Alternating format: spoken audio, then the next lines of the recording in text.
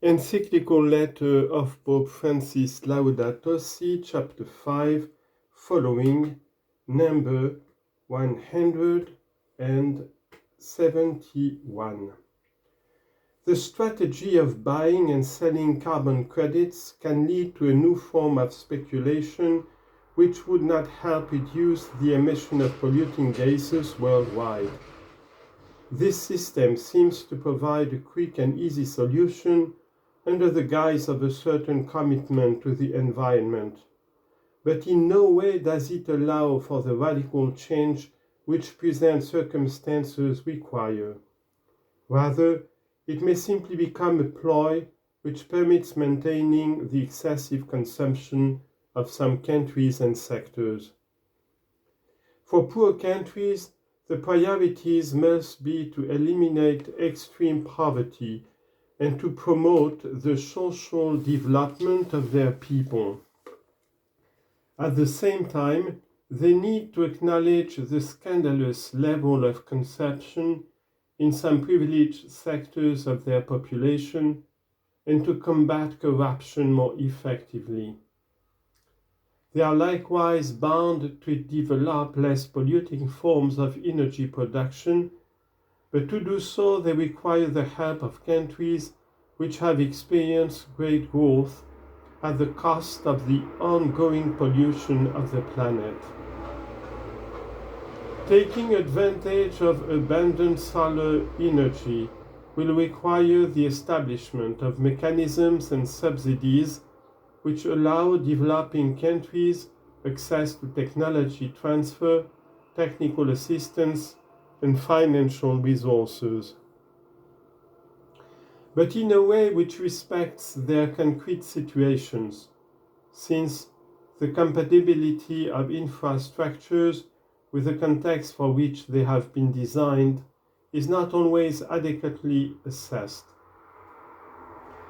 The costs of this would be low compared to the risks of climate change. In any event, these are primarily ethical decisions rooted in solidarity between all peoples. Enforceable international agreements are urgently needed, since local authorities are not always capable of effective intervention. Relations between states must be respectful of each other's sovereignty, but must also lay down mutually agreed means of averting regional disasters which would eventually affect everyone. Global regulatory norms are needed to impose obligations and prevent unacceptable actions, for example, when powerful companies or countries dump contaminated waste or offshore polluting industries in other countries. Let us also mention the system of governance of the oceans. International and regional conventions do exist, but fragmentation and the lack of strict mechanisms of regulation, control, and penalization end up undermining these efforts. The growing problem of marine waste and the protection of the open seas represent particular challenges. What is needed, in effect, is an agreement on systems of governance for the whole range of so-called global commons. The same mindset which stands in the way of making radical decisions to reverse the trend of global warming also stands in the way of achieving the goal of eliminating poverty. A more responsible overall approach is needed to deal with both problems, the reduction of pollution and the development of poor countries and regions. The 21st century, while maintaining systems of governance inherited from the past, is witnessing a weakening of the power of nation-states, chiefly because the economic and financial sectors, being transnational, tends to prevail over the political.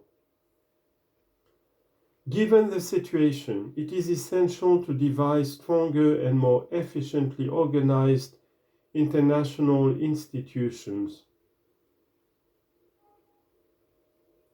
with functionaries who are appointed fairly by agreement among national governments and empowered to impose sanctions. As Benedict XVI has affirmed, in continuity with the social teaching of the Church, to manage the global economy, to revive economies hit by the crisis, to avoid any deterioration of the present crisis and the greater imbalances that would result, to bring about integral and timely disarmament, food security and peace, to guarantee the protection of the environment and to regulate migration. For all this, there is urgent need of a true world political authority, as my predecessor, Blessed John XXIII, indicated some years ago. Diplomacy also takes on new importance in the work of developing international strategies which can anticipate serious problems affecting us all. Second, dialogue for new national and local policies. There are not just winners and losers among countries, but within poor countries themselves. Hence, different responsibilities need to be identified. Questions related to the environment and economic development can no longer be approached only from the standpoint of differences between countries. They also call for greater attention to policies on the national and local levels.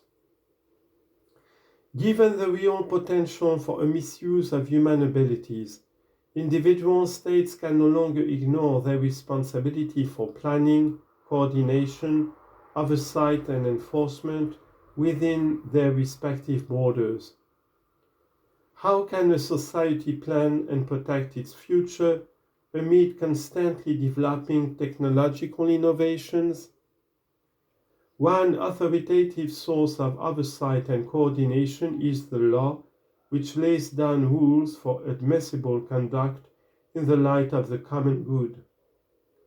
The limits which a healthy, mature, and sovereign society must impose are those related to foresight and security, regulatory norms, timely enforcement, the elimination of corruption, effective responses to undesired side effects of production processes, and appropriate intervention where potential or uncertain risks are involved.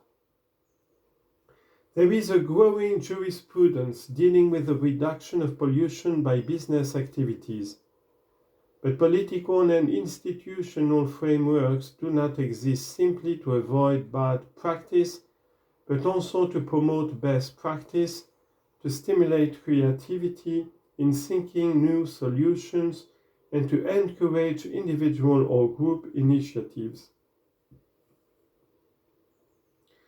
A politics concerned with immediate results, supported by consumerist sectors of the population, is driven to produce short-term growth.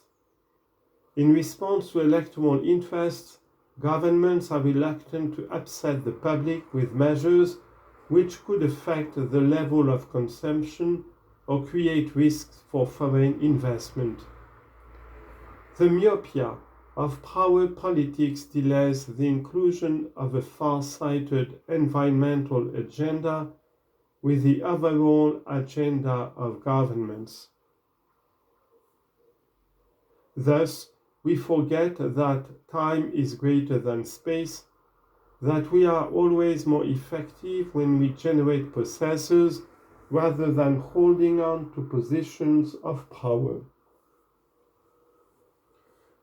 True statecraft is manifest when in difficult times we uphold high principles and think of the long-term common good.